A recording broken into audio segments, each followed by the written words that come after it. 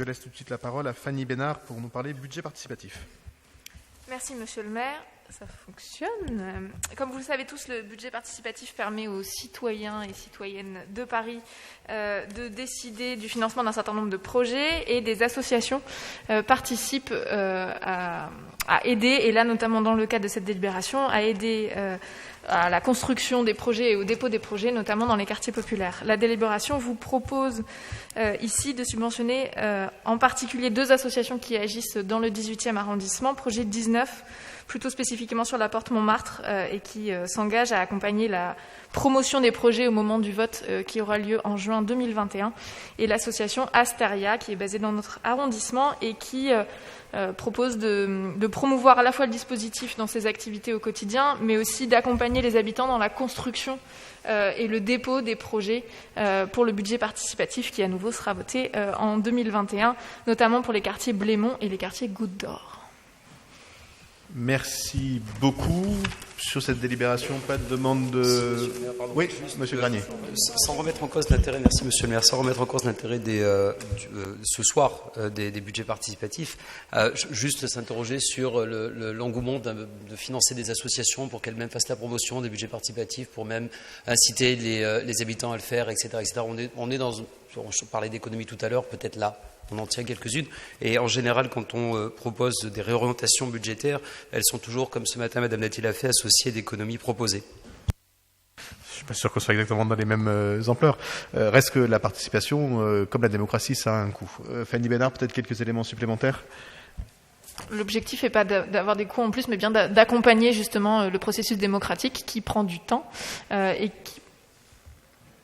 L'élection est un processus démocratique. Oui. Ce que vous proposez sont des dérivatifs approximatifs de démocratie. On aura cette discussion, je pense, une autre fois, mais on pourra en discuter.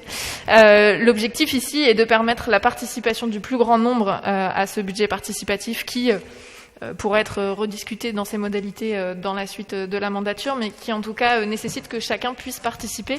Et ces processus qui sont, même s'ils sont en place depuis un certain temps maintenant, parfois un petit peu compliqués, nécessitent l'accompagnement. Et les associations, je pense, font un bon travail d'accompagnement, notamment dans les quartiers populaires, pour participer à ce budget participatif. Je partage absolument ce que vient de dire Fanny Bénard. Quand on lance un projet d'aussi grande ampleur que les budgets participatifs parisiens, avec autant de moyens en face, on se donne aussi les moyens d'accompagner les citoyens pour faire en sorte qu'ils puissent se saisir de l'outil. Sinon, ça s'appelle de la com. Et nous, ce qu'on veut faire, c'est de la démocratie participative, pas de la com. Et la démocratie participative, ça a un coût. Et moi, ce coût-là, je l'assume, comme j'assume le coût des élections, parce qu'on ne peut pas séparer comme ça en permanence les différentes modalités d'expression. Gérald Briand, et ensuite, on passe au vote. Oui, très court, c'est pour informer que, Monsieur Garnier, que vous allez peut-être découvrir dans le 18e, vous êtes un nouvel élu du 18e, donc vous allez peut-être découvrir que dans cet arrondissement, la démocratie, c'est pas qu'une fois tous les 6 ans. Et qu'on discute régulièrement, on est en concertation régulièrement, et c'est ce qui fait aussi la richesse et la beauté de cet arrondissement. Mais bon, bonne découverte. Hein. Alors, attendez. Pierre-Yves Bournazel, et ensuite je laisserai la parole pour quelques instants à Monsieur Granier, mais d'abord Pierre-Yves Bournazel. Je laisserai ensuite le plaisir de la joute oratoire entre Monsieur Briand et Monsieur Garnier. Moi, je voudrais dire simplement, nous allons voter, cette subvention, parce qu'il n'y a pas de raison de ne pas aider des citoyens à bien comprendre les mécanismes des budgets participatifs et à s'approprier le budget participatif pour choisir un certain nombre de dépenses. Mais la contradiction que je note dans la politique de la maire de Paris, c'est qu'elle fait du budget participatif, mais lorsque je lui ai proposé, par exemple, un référendum pour la Tour Triangle, on n'a pas eu de réponse. Sur Bercy-Charenton, on n'a pas eu de réponse. Et que la démocratie participative, c'est sur des grands projets d'avenir et d'urbanisme qui dessinent la ville pour des dizaines, voire des centaines d'années, de donner la parole aux Parisiennes et aux Parisiens. Mais j'ai noté que Madame la maire de Paris avait eu une inflexion sur ce sujet. J'espère qu'elle va le concrétiser. Monsieur Granier. De manière très courte, Monsieur le maire, merci, puisque j'ai été interpellé directement. Je vous remercie pour la petite leçon de tentative de découverte que vous voudrez bien me donner sur le 18e. Je vous explique simplement qu'il y a des élections municipales qui ont lieu tous les 6 ans et que c'est l'espace démocratique qui est officiellement reconnu en République française, monsieur. Pas plus, pas moins.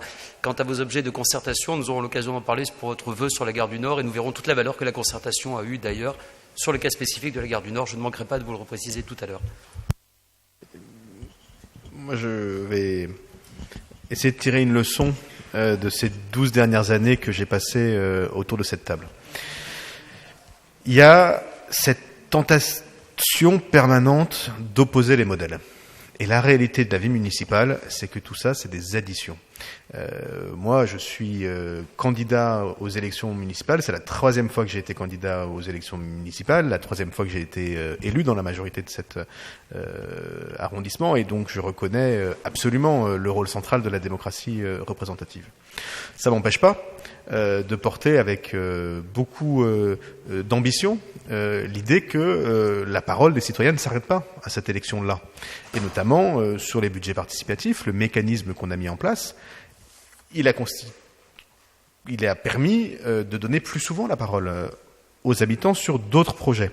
Et d'ailleurs, de contribuer à une forme aussi de formation des citoyens et de discussion sur la question des budgets. Et tout ça ne s'oppose pas.